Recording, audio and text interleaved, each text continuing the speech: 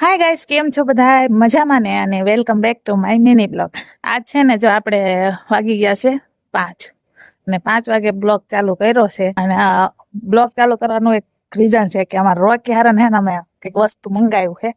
આપણે તમે રિવીલ કરવાનું હું મંગાવ્યું. રોકી હાલ, રોકી જો અમારા રોકી ભાઈ એમને હારન અમે હે ને નાવા ધોવાની વસ્તુ મંગાવી છે, એટલે આપણે આજ ખોલવાનું. અને જો આ મીશો વાળાએ કેવું કર્યું ખબર છે? આની ડેટ છે ને પૂરી થઈ ગઈ છે. અને ડેટ છે આની તો આ તો હજી ચાલુ મહિનાની ડેટ છે, પણ આ જે બ્લેક શેમ્પૂની છે ને એ 5મા મહિનાની છે. તો એ લોકોએ કેવું કર્યું હોય, ઓફર રાખે આપણે એવું અંદર તો ડેટ એવું દેખાડે નહીં કાંઈ, એટલે આપણે ઓર્ડર કરી લઈએ. કારણ કે આપણે વસ્તુ વધારે જોતી હોય એટલે આપણને એમ થાય સસ્તી કે તો મીશોમાંથી મંગાવી.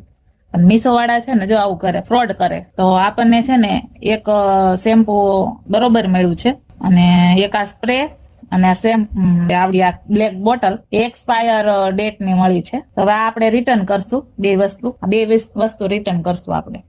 અને મીશો માંથી મંગાવો ને તો ધ્યાન રાખજો, જો કે આપણે તો મંગાવી લીધું મંગાવતા, આપણને એમ થયું કે બાર દુકાન કરતા સસ્તું પડે છે, પણ એક્સપાયર થઈ ગયેલું હોય એમાં, એટલે સસ્તું કદાચ દેખાડે. હવે આપણને ખબર પડી એટલે હવે આપણે જોઈ ને આપણને બીજું કઈ નહીં. તો વિડીયો સારો લાગ્યો તો લાઈક કમેન્ટ કરજો, અને આવા ફ્રોડ વસ્તુથી ધ્યાન રાખજો. કે આપણે તો આપણે એટલું બધું મોંઘું મંગાવ્યું નથી, ખાલી 150 રૂપિયાનું મંગાવ્યું, એટલે આપણે કઈ એટલા એમાંય તો એક શેમ્પુ તો આપણું સારું જ આવ્યું છે, ચાલુ મહિનાની ડેટ વાળો છે. એટલે આ મહિનો હવે તો અમારા રોકીભાઈ નું અડધું તો પતી જાય છે, એટલે આપણે પૈસા વસૂલ છે. પણ હવે આ લોકોને શું કેવું આપણે, બોલો શું કેવું આપણે? બસ સસ્તી ઓફર મૂકીએ અને આવી રીતે ગ્રાહકને છેતરે, શું કરવાનું? તો કમેન્ટ બોક્સમાં કહેજો કે આ રિટર્ન કરી દઉં કે હવે આ રાખી દઉં કે નહેરમાં નાખી દઉં.